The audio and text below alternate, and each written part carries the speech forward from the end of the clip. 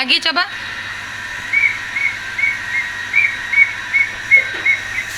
Lagi coba. Sudah sekian lama.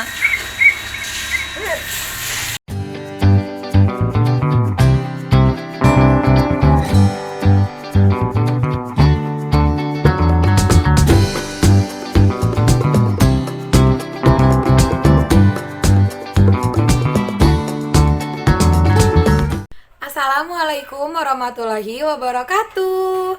Hai semuanya, kembali lagi di channel YouTube kita. Kali ini aku mau berbagi cerita. Pastinya cerita ini juga manfaat untuk mom semua yang selalu mengikuti kegiatan kita berdua. Karena di usia Almizan yang 3 tahun ini, Almizan belum lancar bicara. Pastinya di video sebelumnya juga aku lebih sering memposting dan membuat video tentang terapi wicara, tentang bagaimana menguatkan dan mengaktifkan oral motor atau area mulut anak, karena disitulah dasarnya supaya anak bisa bicara. Aku yakin banget semua yang ada di channel YouTube Almizan ini pastinya kalian sama memiliki anak Down syndrome atau tidak, pasti kalian memiliki saudara atau keluarga atau tetangga yang memiliki anak spesial. Dan buat kalian yang tetap ada di channel ini tapi tidak memiliki anggota keluarga yang spesial, pasti kalian mempunyai hati yang spesial karena kalian masih mau membuka pikiran dan hati kalian untuk melihat bagaimana proses perkembangan anak-anak spesial kita. Tonton sampai habis ya. Yang belum nonton di video sebelumnya tentang bagaimana terapi wicara pada anak, bisa lihat di link sebelumnya atau ada di playlist video kita. Mampir ya.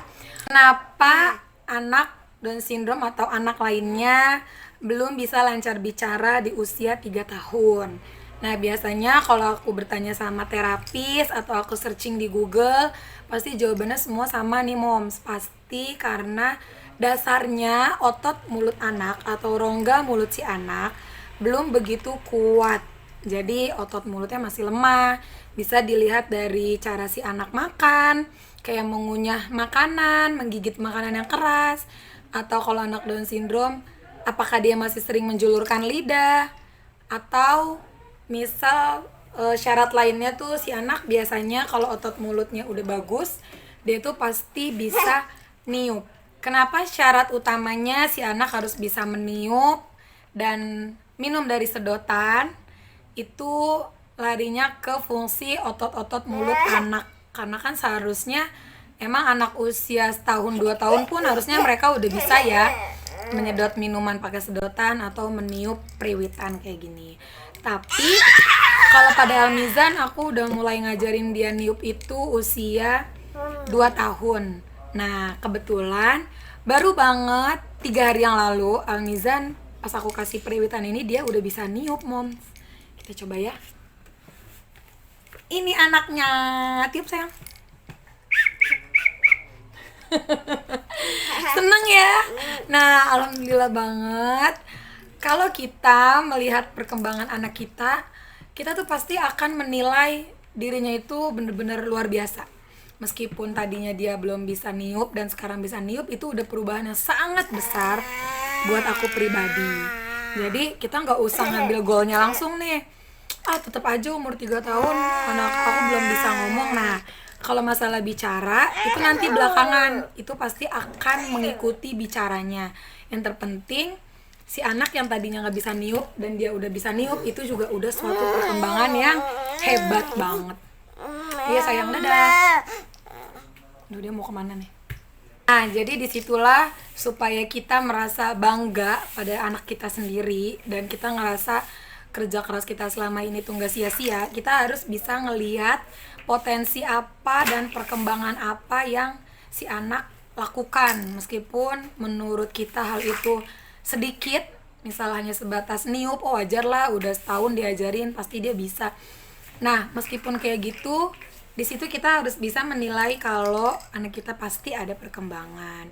Jadi sebenarnya kita nggak usah nunggu berapa waktu lama si anak kita ajarin, karena kan setiap anak potensi berkembangnya berbeda nih, kemampuannya berbeda. Yang penting kita rutin, konsisten, kitanya sabar, nggak usah nunggu hasil, yang penting usaha. Insya Allah si anak juga akan menunjukkan perkembangan pada dirinya lambat laun. Itu yang aku alami ya moms ya. Alhamdulillahnya di usia sekarang Almizan udah bisa nih, dan pasti anak-anak mom semua juga bisa. Dulu juga aku bertanya gimana sih caranya biar anak bisa niup gitu. Kan susah ya kalau ngeluarin udara dari mulut kalau nggak ada tekanan dari dalam mulut si anak nih. Dulu aku juga sering cerita sama teman-teman di Potats, kita ada grup Potats. Terus aku banyak searching, terus Mizan juga sempet terapi, jadi menggali ilmu sebanyak mungkin dah dari manapun. Akhirnya yang pertama aku sering coba Almizan, di video sebelumnya ada juga. Jadi mulutnya cara niup itu kita arahin mulut anak supaya dia maju gini. Nah kalau biasanya aku pakai tisu, jadi tisu kita taruh di depan dan mulut kita giniin. Nah kalau ada pergerakan tisu, jadi si anak tahu oh setiap kita maju mulutnya si tisu kok bisa terbang-terbang. Nah dari situ aja dulu anak kita yang penting tahu kenapa mulut dimajuin supaya bisa mengeluarkan udara. Yang kedua, itu yang tadi langkah pertama. Yang kedua, baiknya mengajarkan anak niup itu di depan kaca, atau biasanya kalau aku di kamera handphone. Jadi supaya apa? Supaya si anak tahu apa yang kita lakukan sama dia, dan dia tahu juga nih mimik muka dia tuh kayak gimana sih, monyong tuh kayak gimana gitu. Jadi hadapkan si anak pada cermin. Cermin tuh sangat membantu banget.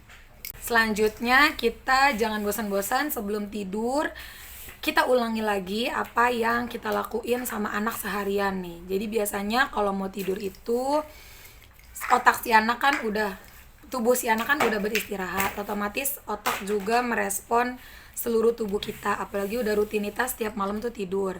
Jadi baiknya emang kita mengulang pelajaran apa yang seharian kita berikan pada anak kita. Biasanya si anak bisa lebih nangkep moms kalau sebelum tidur kita ulang-ulang lagi. Meskipun si anak belum merespon apa yang kita ajarin, intinya si anak bisa merekam. Cara lain juga paling gampang itu kita ajarin anak dari flashcard. Flashcard itu kayak di video sebelumnya aku juga udah sharing langsung dari terapisnya, bisa dicek di video kita ya. Jadi aku beli flashcard itu fungsinya mana ya? Nah kayak gini lah nih, tapi flashcard yang gambar-gambar binatang. Nah di situ kita download aplikasi juga, di situ ada suara-suara binatang. Di depan kaca juga kita harus memberi contoh suara meong misalnya, meong dengan mimik muka yang harus kebuka. Jadi anak-anak Down syndrome ini dia kan meniru, dan biasanya dia itu lebih cepat meniru dan tertarik kalau mimik muka kita tuh heboh banget. Jadi nggak cuma meong meong, nggak. Jadi bagusnya kalau kita niruin sama anak-anak spesial itu tuh meong gitu, bener-bener a i u e o nya itu kebuka semuanya. Suara sapi mo gitu. Jadi keluarin semua ekspresi kita, harus ekspresif pokoknya moms kalau ngajarin mereka. Biasanya si anak juga sangat gampang meniru kalau kita contohin suara-suara binatang. Minimal si anak mau ngikutin dan mau nyontohin mimik muka aja itu udah bagus.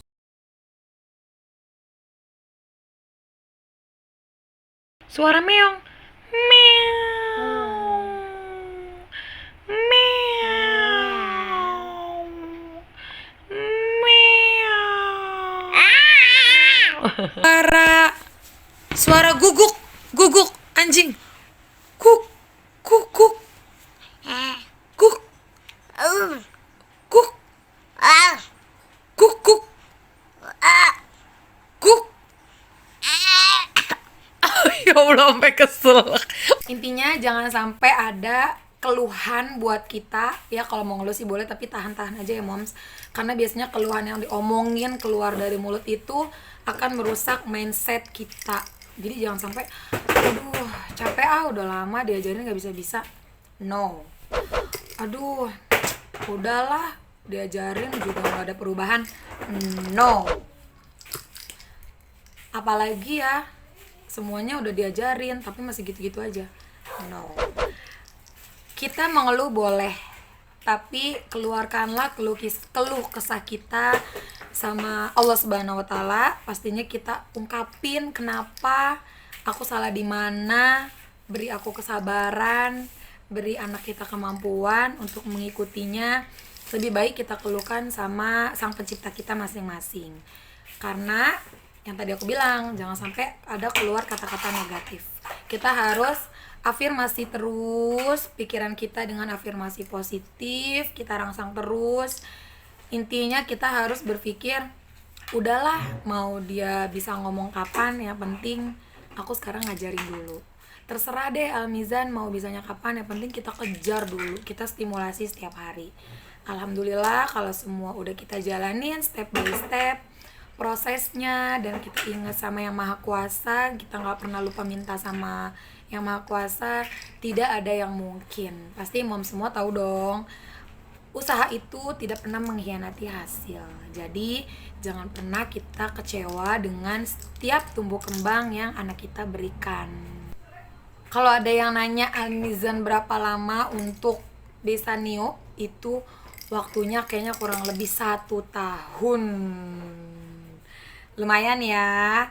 Nah, kalau ada anak-anak moms yang nyoba trik-trik yang tadi barusan aku ceritain dan hasilnya 6 bulan kemudian udah ada hasilnya, berarti top markoto. Oke, sekian dari aku. Sampai ketemu di next video selanjutnya, karena channel ini memang tempatnya untuk berbagi cerita dalam membersamai anak buah hati kita. Intinya don't give up, apapun yang terjadi jangan patah semangat karena kita selalu bersama. Jangan lupa tulis di kolom komentar ya, dan kasih like-nya kalau menurut kalian video ini bermanfaat. Kalau tidak ya didiemin aja. Bye bye, sampai jumpa. Assalamualaikum warahmatullahi wabarakatuh.